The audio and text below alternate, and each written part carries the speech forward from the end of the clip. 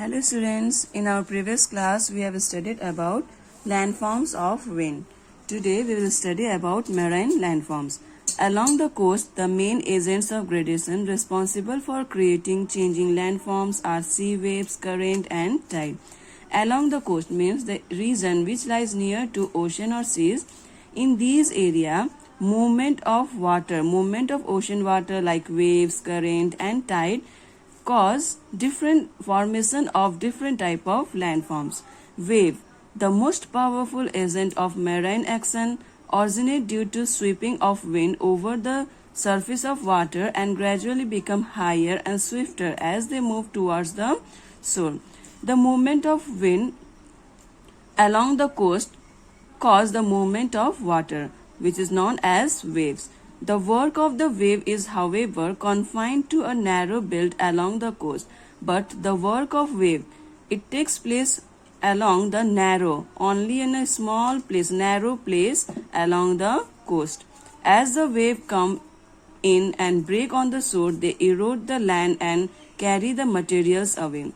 When the movement of water wave occurs in the coast area, they erode the material. Where the rocks on the other coast are soft, marine, erosion pushes back the shoreline and carves out sea cliff and wave-cut terrace or platform. So, in the coastal area, wave erode the material from one side only. The other side will remain uneroded. They will form a cliff-like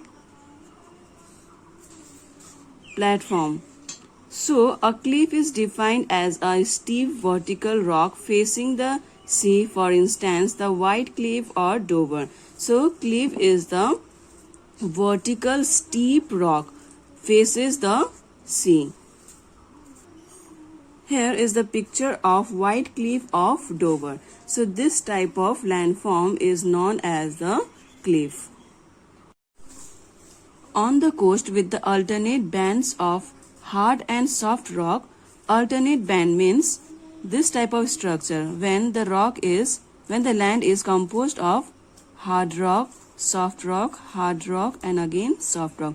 This type of arrangement is known as the alternate band of hard rock and soft rock.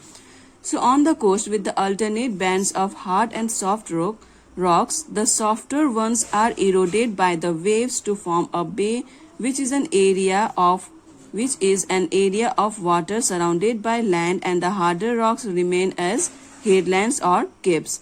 So in the coastal area, when the area of alternate bands of hard rock and soft rock, the water wave will easily erode the soft rock. The hard rock will remain uneroded. So this type of structure is known as the bay. Here you can see soft rock is eroded by the wave, where the hard rock is remain uneroded. So this type of landform is known as bay. For example, the Cape of Good Hope in Africa.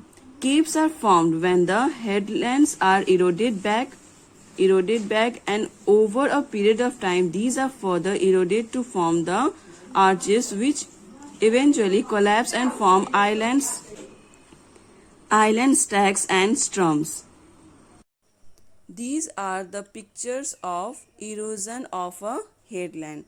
The different landforms which are formed due to the further erosions are arches, stack and stump.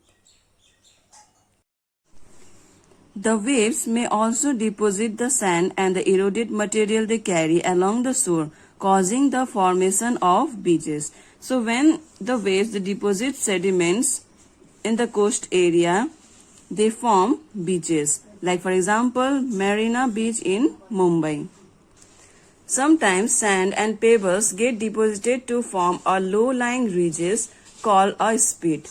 Low-lying ridges are called a spit, whose one end is usually attached to the mainland.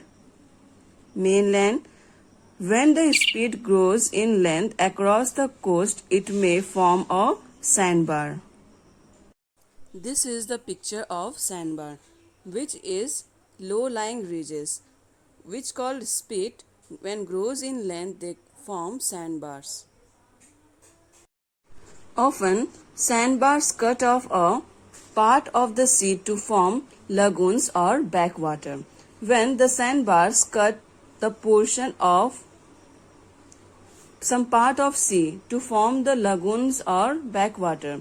The Kerala backwater in India are a chain of brackish or salt water lagoon and lakes lying parallel to the Arabian Sea coast of the Kerala. So here is the picture of lagoon. Lagoon is like a lake when it is separated from the main sea. So this type of lake is known as the lagoon.